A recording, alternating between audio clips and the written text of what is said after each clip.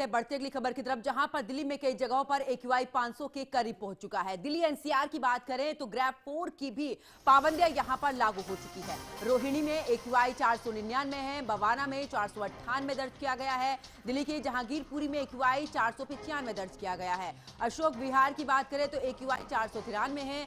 नरेला में 493 दर्ज किया गया है। वजीरपुर में भी AQI 493 है। आनंद विहार की बात करें तो AQI 491 दर्ज किया गया है। कुल मिलाकर अगर बात करें तो दिल्ली में एक बार फिर से प्रदूषण जो है वो बढ़ता हुआ नजर आ रहा है। दिल्ली में कई ऐसी जगह जहां पर AQI 500 के करीब पहुंच चुका है। दिल्ली NCR में ग्रैब 4 की पाबंदियां लागू हैं। रोहिणी में AQI 499, बवाना में भी कुछ इसी तरीके से। दिल्ली के जहांगीरपुरी में AQI 495 दर्ज किया गया है। अशोक विहार की बात करें AQI 493, इसके अलावा वजीरपुर में भी 493। आनंद अगर विहार की बात करें तो 491 दर्ज किया गया है। तो दिल्ली के कई ऐसे इलाके देखिए जहां पर AQI 400 के पार पहुंच चुका है, यानी कि ये गंभीर श्रेणी में आता है।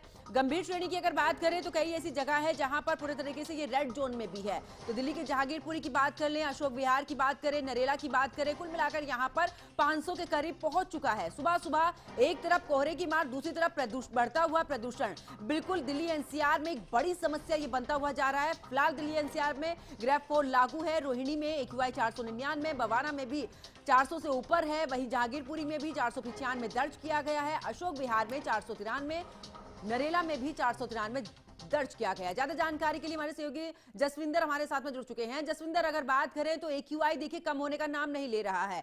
400-500 के बीच का टोटल AQI है, लेकिन कुछ ऐसी जगह है जो कि अभी भी रेड जोन में है। जी, आपको बता दें कि दिल्ली के कई इलाके ऐसे हैं जो रेड जोन में है। कई मॉडल टाउन और बवाना इलाका तो 600 को भी टच कर चुका था AQI। इतने खतरनाक श्रेणी में दिल्ली की आबो हवा इस समय है।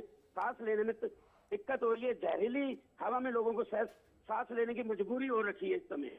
दिल्ली के अंदर जहरीली हवा चल रही है, लोग इससे इतने परेशान हो चुके हैं और सरकार है कोई ठोस कदम इस पर अभी तक नहीं उठा रही है। जसविंदर, सरकार की तरफ से बार बार ये कहा गया था कि अब जो प्रदूषण है, बढ़ते हुए प्रदूषण की वजह जो है वो कोयला जलना है। जो छोटे छोटे व्यवसाय कर रहे हैं वो लोग नहीं मान रहे हैं, उनसे बार बार ये अपील की जा रही है। खुद मुख्यमंत्री रेखा गुप्ता ने भी अपने एक संबोधन में भी कहा था जनता के बीच में जाते हुए कि आखिरकार जो आप देखते हो छोटे छोटे कोयले की जो भट्टियां जलती हैं, उन्हें तत्काल रूप से आप भी उन पर पूरे तरीके से कह सकते हैं, पाबंदियों को लेकर उन्हें बता सकते हैं। ये जिम्मेदारी सभी की है जिस तरीके से प्रदूषण बढ़ रहा है उसको कम करने की।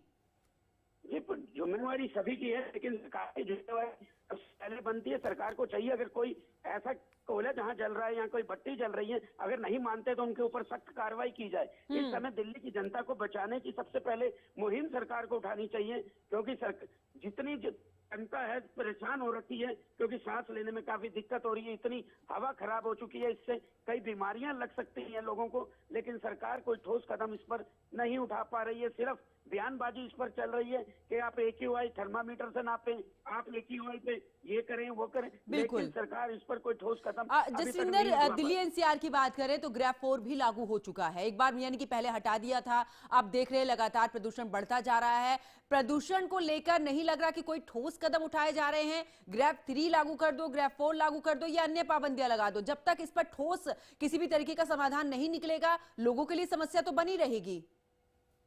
जी, आपको बताएंगे। देखिए, अब इस समय दिल्ली के अंदर जो नशा भी नहीं करता वो इस समय कम से कम 50 सिगरेट का धुआं अपने अंदर ले रहा है, जिससे कैंसर की कई बीमारियां लग सकती हैं इसके अंदर। लेकिन सरकार पर कोई जब कदम नहीं उठाएगी, जनता ऐसे ही बेहाल मरती रहेगी। अगर जनता को बचना है तो सिर्फ एक ही उपाय है कि दिल्ली को छोड़ दे, क्योंकि दिल्ली सरकार इस पर कोई ठोस कदम नहीं उठा रही है। सुप्रीम कोर्ट ने भी सख्त हिदायत दी थी पोल्यूशन को लेकर, लेकिन सरकार ने अभी तक कोई भी कार्रवाई, ठोस कदम इस पर नहीं उठाया है। कोई कार्रवाई दिल्ली के अंदर नहीं की गई है, बस सिर्फ बहुत बहुत शुक्रिया जसविंदर सिंह हमारे साथ जुड़ने के लिए, तमाम जानकारी साझा करने